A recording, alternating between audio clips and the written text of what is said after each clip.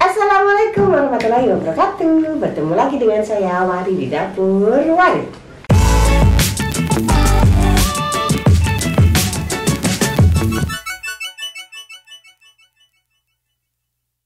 Ya, pada video ini saya mau berbagi cara saya dalam mencetak coklat. Jadi di sini maaf,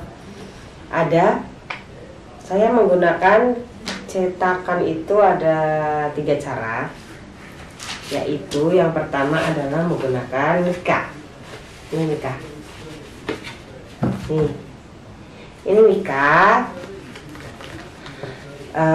Terus ini ada cetakan silikon, kemudian juga baking paper, bisa juga dengan plastik, terserah plastik apa aja bisa dipakai.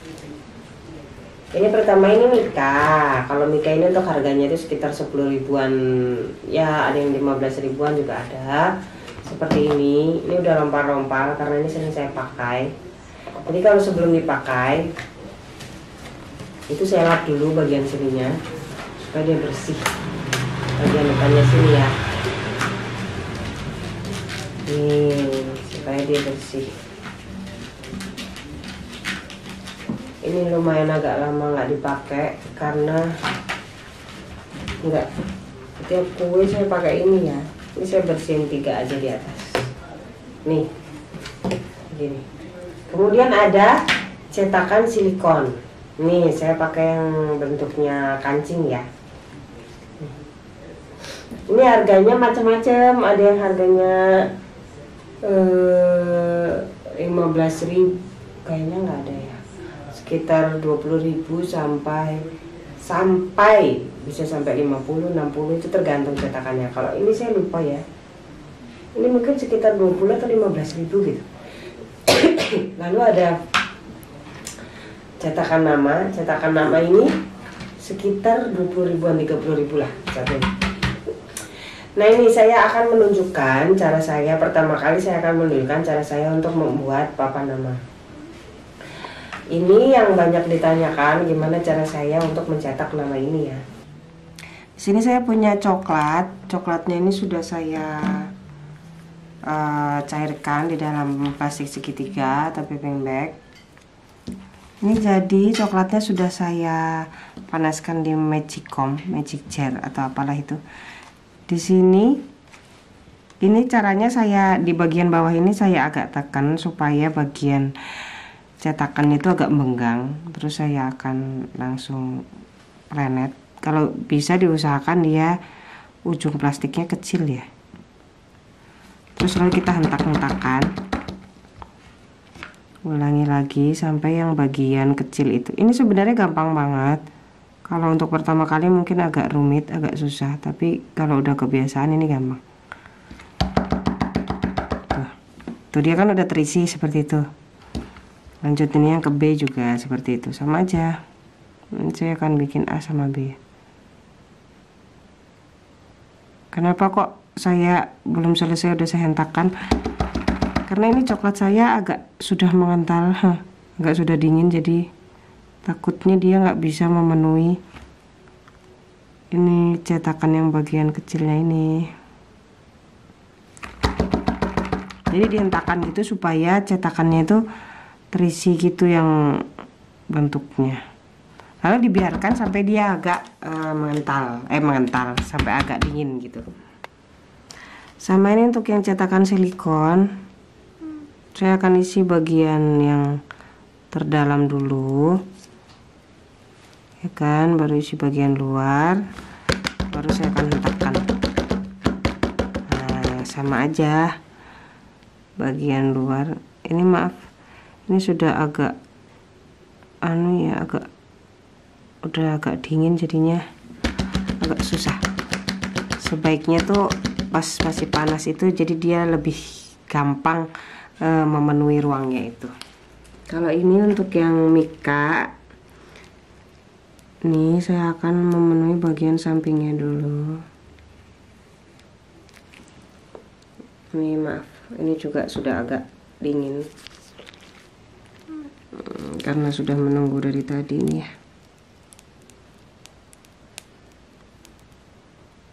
Ini juga dihentak-hentakan aja. Bentar, maaf, saya potong. Jangan sampai dia, ini lebih enak kalau dia itu masih panas gitu loh, jadi dia masih gampang keluarnya juga, nggak ngadat-ngadat gini. Ini kan udah sebagian dia udah kedinginan ya, membeku gitu. Jadi tapi sebenarnya nggak apa-apa, begini juga nggak apa-apa, bentuknya udah bagus. Nah, lalu ini yang kita ke papan nama. Ini kan sudah kelihatan kering ya. Kita akan masukkan ini untuk tingginya tergantung teman-teman mau seberapa. Ini saya bikin tinggi satunya saya bikin separuh gitu ya, biar bisa lihat bedanya. Nah, sudah. Lalu saya akan memperlihatkan gimana caranya untuk membuat hiasan kalau untuk di Black Forest seperti itu. Saya nggak banyak tahu, cuma saya teman-teman mungkin lebih banyak tahu ya. Ini saya mau membuat kayak yang biasa saya buat aja sih. Ini supaya keriting ya, didobel aja. Keriting nggak apa-apa, nanti kita akan digoyang-goyang biar dia bisa bagus bentuknya. Karena ini kesalahannya adalah dia udah dingin. Lalu ini yang coklat kita buat di sini ya. Teman-teman tergantung mau bikin apa sih, bisa semuanya bisa. Ini yang aduh maaf, nggak usah takut salah, dicoba aja. Duh maaf.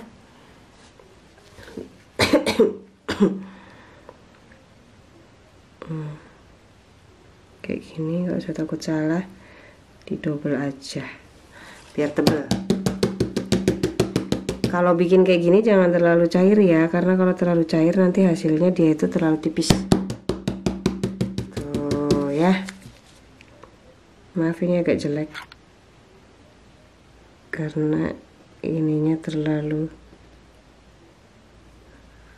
Ini kalau jelek gini tinggal ditambal aja.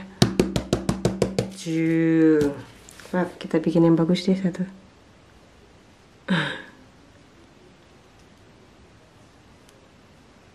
Ini ya. Ya, jadi ini yang tadi kita sudah cetak. Kalau mau cepat bisa dimasukkan dalam kulkas bawah juga bisa. Kalau mau lebih cepat lagi, misal lagi buru-buru, bisa taruh di freezer. Jadi kalau untuk mika ini yang agak agak tricky ya. Jadi kayak misalnya kalau ini belum kering banget, nanti kalau dilepas dia hasilnya jelek. Jadi di bagian sini tuh kelihatan masih nempel-nempel gitu. Dia tuh harus bisa lepas banget. Jadi kalau misalnya ditaruh di kulkas bawah, tunggu dia agak diklek gitu. Kalau dia kelihatan sampingnya udah buka, biasanya dia akan gampang ngeluarinnya. Jadi dia tuh kalau udah kering banget, dia tuh tinggal diginin aja dia udah turun. Nah, kalau untuk silikon kayak gini sebenarnya nggak masuk kulkas, dia juga bisa dikeluarin, nggak harus sampai beku banget gitu, dia bisa dikeluarin. Contohnya ini ya, karena ini tipis kan dia udah kering ya. Kalau yang ini dia belum kering, bisa dilihat kalau misalnya saya benggang-benggangin begini, ini kelihatan sampingnya itu belum keluar sepenuhnya tuh, lihat. Ini masih ada yang nempel di bagian pinggir. Ini saya akan masukkan kulkas. Nah, kalau ini sudah saya bisa buka, lihat. Dia kalau bagian samping udah bisa kebuka utuh begini, ini berarti bisa dikeluarin. Ini sampai bagian bawah. Ini saya akan keluarin, lihat. Tuh. Dia udah bisa keluar, walaupun sebenarnya dia itu belum kaku banget gitu. Tapi udah kaku, cuma belum kaku banget gitu. Ini juga udah bisa tuh ya, lihat. Nah, kelebihan cetakan silikon ini dibandingkan dengan cetakan mika adalah cetakan silikon ini dia detailnya lebih bagus daripada yang cetakan mika seperti itu. Jadi kalau misalnya yang memerlukan detail-detail yang bagus seperti kancing, kalau menurut saya itu lebih bagus pakai yang silikon. Atau kayak bentuk pion catur itu saya juga punya. Untuk pion catur itu juga lebih bagus yang silikon karena bentuk-bentuknya lebih bagus dan akan lebih mudah ngeluarinnya yang silikon. Kalau untuk yang bentuknya agak-agak rumit begitu, karena kalau yang mika itu kalau untuk yang bentuk-bentuk rumit biasanya pas ditumplak itu dia bakal ada yang agak rompal-rompal gitu. Kalau ini juga nggak mesti nunggu sampai kaku banget. Ini kalau misalnya dimasukin dalam kulkas juga bisa supaya cepat kaku. Cuma kalau kelamaan di kulkas, kalau kita lupa terus kelamaan, biasanya dia nanti jadinya akan melengkung gitu, Nih, kalau begini kan udah bisa diambil gitu. Nah ini tinggal ditancap-tancapin aja di kue. Tuh, tinggal tancap-tancapin kue. Oh ya maaf kalau misalnya ada yang protes kenapa saya nggak pakai sarung tangan megang-megang gini. Karena ini akan dimakan sendiri. Jadi harus pakai sarung tangan. Dan sekali lagi, sebenarnya pakai tangan yang udah dicuci itu lebih bersih daripada pakai sarung tangan. Kenapa? Karena sarung tangan itu kan kita pakai nggak dicuci lagi sarung tangan. Kalau tangan kita udah cuci, begitu kakak-kakak. Kalau ini juga udah bisa dikeluarin. Nah ini kalau kita bikinnya terlalu kaku, ininya terlalu kaku, terlalu udah dingin gitulah ya. Jadi dia nggak melebar dan di double pun udah nggak bisa. Jadi dia terlalu tipis. Ini gampang banget potel nanti. Akan gampang banget potel itu apa? Patah. Ini plastik juga sama aja sama yang di kertas tadi. Kalau teman-teman nggak sayang mau pakai kertas baking paper, teman-teman bisa pakai plastik. Ini plastik kiloan, plastik pop es itu. Nih ya, tuh. Tuh ini tadi yang jelek tuh. Jadi kenapa bisa jelek begini? Karena dia tadi udah keburu dingin coklatnya. Jadi dia tidak bisa menyesuaikan bentuknya. Jadi dia akan membentuk bentuk-bentuk yang jelek seperti ini. Tuh. Ini sebenarnya belum begitu kaku karena dipegang juga dia masih gampang melumer.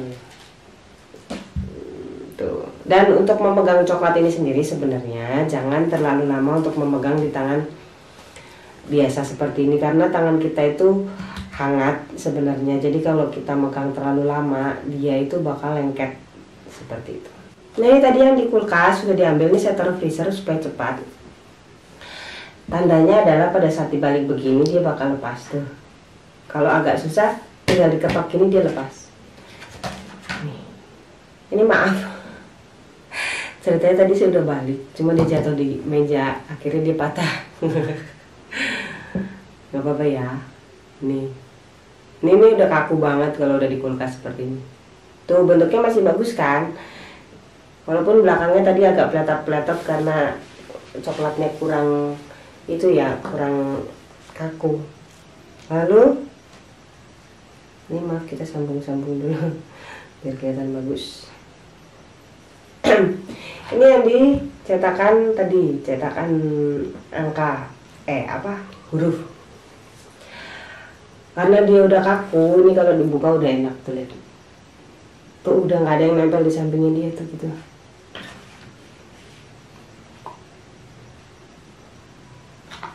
Nih tinggal di planet aja, dia kalau sudah kaku udah aman buat dikeluarin, tinggal ditekan terus ditarik.